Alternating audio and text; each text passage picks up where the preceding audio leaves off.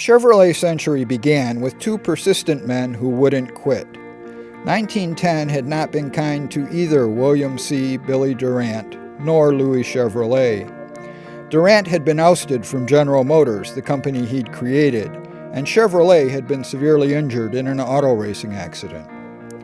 In 1911, though, both men relaunched their careers when they came together to start a new company and named it for the esteemed racer that Durant had hired to promote Buick a few years earlier.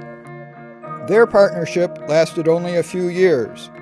Swiss-born Chevrolet thought cars wearing his name should be fast, powerful, and cater to the wealthy elite, like most of the industry did at the time. The first Chevrolet car sold for the equivalent of $50,000 today. Durant, though, had his eye on the growing middle class and wanted to build more affordable cars. Here we have a 1914 Chevrolet Baby Grand. These cars were known for their economical properties, but also for the options that came on. Creature comforts such as fenders and headlights and speedometers were usually options on automobiles. Durant bought out Chevrolet's shares, and his ideas bore fruit. Soon, Chevrolet was so profitable he could buy his way back into General Motors, where he made Chevrolet a division. Before he left again in 1920, Chevrolet had a reputation as a builder of durable, affordable cars that gave customers more car for less money. By the late 1920s, Chevrolet was the country's top-selling brand, and it gained strength during the Great Depression when it could advertise that it had a 6-cylinder engine, but sold for the price of competitors that only had 4. That blend of performance and value was repeated in the mid-1950s when Chevrolet brought out the small block V8 and launched itself into another era of sales dominance. Trucks, too, benefited from the V8. Chevy had pioneered personal use trucks with the Suburban Carryall of 1936, and today Suburban is the longest-running model name in the industry. Suburban started out as a Suburban Carryall as early as 1936. And the formula for the Suburban has pretty much remained the same. The Suburban is very good at carrying lots of people and cargo.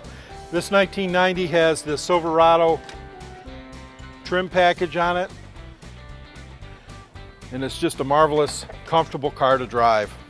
Here we have an early Chevrolet stake truck, the Model X or Series X. Nothing shows better how utilitarian these early trucks were than this early truck does. Absolutely no doors, no heat, no creature comforts whatsoever. The cabs are all wood. It was heavy duty, would haul a lot of weight. It was economical to operate. In the 60s muscle car era, Chevrolet added the big block V8, originally developed for truck use, to its car range. Here we have a 1970 Chevelle Super Sport, arguably one of the most significant muscle cars of the 70s. This came with the 454, 450 horsepower big block Chevy. Marvelous car to drive, disc brakes, very fast car. It was a car to be reckoned with at the drag strip as well as on the street. Highlighting Chevrolet's growing performance reputation was the Corvette. Originating in a 1953 design study, it so excited the populace that the company hurried the car into production. After World War II, the soldiers came home and they had experienced some sports cars while they were over in Europe. America didn't really have a sports car. Chevrolet decided to build America's first sports car, which was the Corvette. This is a 1953 model. This is a beautiful regal turquoise 58 Corvette. Moving all the way to 2011, we have the most current Corvette, the Corvette Grand Sport. Technology has really taken the Corvette forward as far as drivability and performance. Corvettes aren't inexpensive, so it might seem like a return to Louis Chevrolet's priorities of performance cars for the elite, especially when you see the Centennial Edition graphics that feature the old racer prominently. But Corvette is also true to Durant's vision of offering more car than you can get from competitors at the price.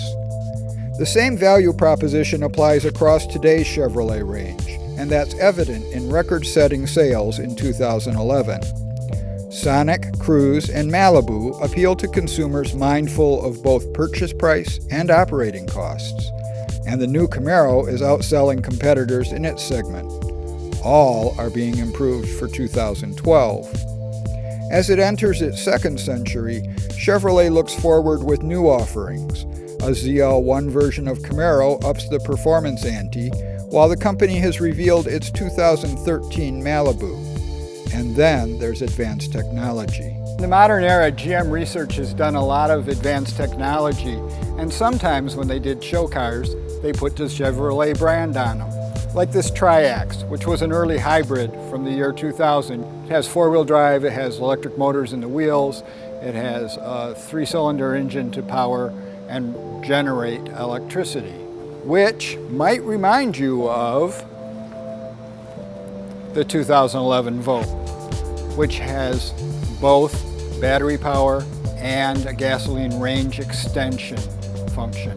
Chevrolet has announced that it will sell an all-electric version of its Spark subcompact car and bring a diesel power plant to Cruise and revive the compact truck segment with a new Colorado pickup.